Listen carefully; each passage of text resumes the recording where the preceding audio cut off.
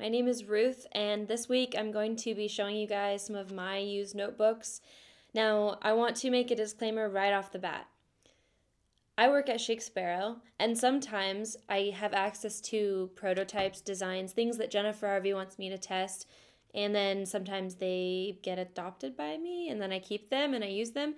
So if you see me showing you a book that is not a current design, and I'll tell you if it's not, then what I'm trying to show you is the leather itself and not the prototype design, because these are just what I have and these are what I use. So I'll let you know which ones are actually currently available and which ones aren't. So first off, I have this little A6 chocolate creme. This one is an old design that is not currently available. So I'm going to be focusing on the leather itself, which is chocolate creme. When I first got this leather, and if you've ever tried the chocolate or the Black Beauty, you can probably attest to this. But sometimes the leather has an ashy type of look when you first get it. So the color sometimes can be lighter than you expected because the texture of the leather is like fibrous and it almost comes off as like a suede, which can make the color seem a little bit ashy at first. And I've received, let's do this. And I've received emails sometimes from people trying creme for the first time, especially in a darker color like chocolate or Black Beauty, asking, why isn't it a true dark chocolate, or why isn't it a true chocolate color? And my advice to them and to you, if you're asking the same thing, is that this leather needs to break in, and it only becomes more beautiful with age. So if it doesn't have that nice shiny look like that mine has right now, just wait, that'll happen as it breaks in. I love this leather so much. One of the first reasons that drew me to this leather is the smoothness of it, but also how it squares off so perfectly and wraps around the inserts just so. It makes me just fall in love with it. We do bring it back once in a while for pre-order, although it's not currently available online. What I have found with this leather is that when you first get it, it's almost perfectly smooth. Not to say there aren't some variations that have some little wrinkles and texture and whatnot, but it's almost perfectly smooth with almost like little to no variation in color. So here's the pull-up quality. It's a lighter green. The more you break in this leather, the more that you'll see that lighter color showing through. It's very common to see it on the spine and on the pen loop. So that's one thing that I really love about the Outlander leather in general, but I especially love this one because it's green. If you want to know more about this leather, I'll put a link in the description about the Highland Green Outlander. So this is my pride and joy. It's very scratched up, which I like, and actually I'm just waiting until I'm tempted to add scratches just because I love how it breaks in. This one is an A5 Deluxe Athena in the Odyssey collection. Ooh, should have cleaned it first. See, there we go, scratching it up again.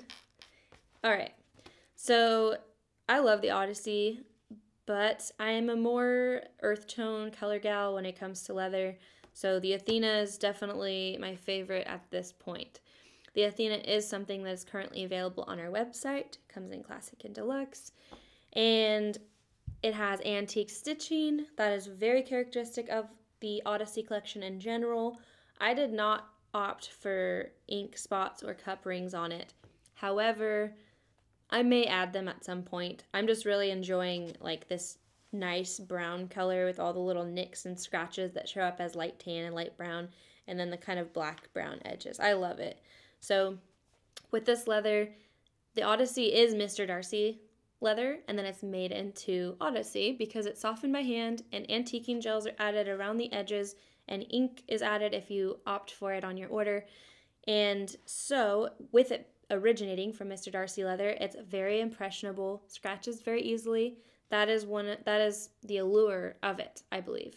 So if you're afraid of scratches and dents, do not get this leather because it attracts them. So this isn't a full leather review. I'm just chatting about my different books I have, letting you know some different things I like about them, how they age.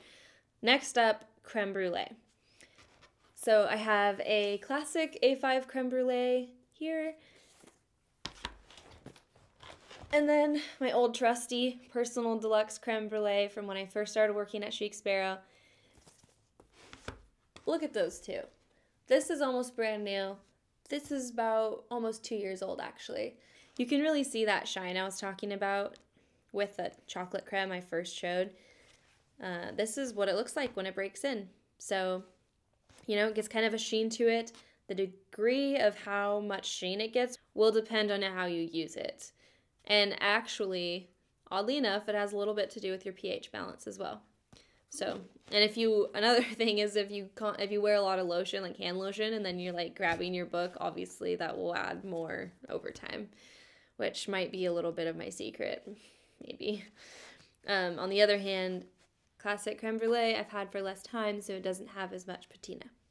And this next one is something I'm just going to tell you, it's not currently available. It was for a while. It's the Boho Chic Patina. But if there are any of you out there who own one, or maybe you're checking one out on one of the buy-sell trade pages, this may still be pertinent to you. I'll just tell you that we still use the patina leather at our shop. We use it to make hand-tooled journals. This one's bursting at the seams, as you can tell, because this is my bills. These are my bills, so there's a lot of them, but it's perfect because I keep it all in one, and I just know, like, if anything I need to do that day has to do with bills, just grab this book, bring it with me. I know it has everything I need, all my account numbers, all that stuff. Don't steal it. One more thing I'm going to show you. I already showed you 2 creme brulees. I actually have a third one that I use more than those 2 at the moment. And again, it has a pocket on the front that's not currently available. It was a prototype for the Dr. Jones. This one's also bursting at the seams, but I'm very proud of what it's bursting with. So I have like some receipts in here, lots of different folders actually that make up. So this is my journal part of the notebook. I do to-do lists in here, and I practice handwriting lists. And then this little file thing that I've had for years, and this is also kind of in relation to bills. I just put the date, and then I put like what bill is due that day. So it'll be like the 1st through the 5th, the 6th through the 10th, 11th through the 15th, all through the month. And I just know that during that time period I've got some things to take care of. And so this little file thing, actually, this strap goes through the center hole in my notebook. And when I pull it through, that strap becomes the closure strap. So I probably shouldn't be so proud of that, but I am, because I hardly ever do anything creative. So, well, I shouldn't say that. I hardly ever do anything creative when it comes to planning. So I'm proud of it. This is the Rustic Brown Tote Leather.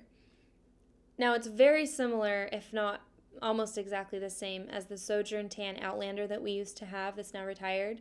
So this one was made with like a raw edge. I'm just telling you what it is. It's not available, but it is one of my journals that I've kept. And it's neat because it's like the Rustic Tote Leather, so I get to see how the Rustic Tote Leather is.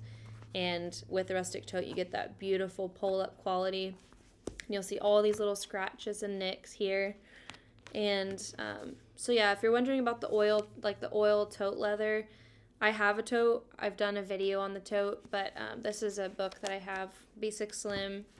I actually use this one for lyrics when I do shows, when I perform. And so song lists, all that stuff. So that is all. And I do apologize if I showed, styles and leathers that are not currently available, but I figured that you would still be interested to see those things because it's how I use them. Plus, it's not so much about the design as it is about the leather. So I went ahead and showed you because a lot of my books just happen to be that way. That's, one of the things about working at Chic Sparrow and helping along with the production of Traveler's Notebooks. So thank you for watching. I hope you've enjoyed it. Feel free to leave a comment, ask me questions about them, ask me questions about leather, and I'd love to hear what you think. Don't forget to like and subscribe, and we'll see you next time.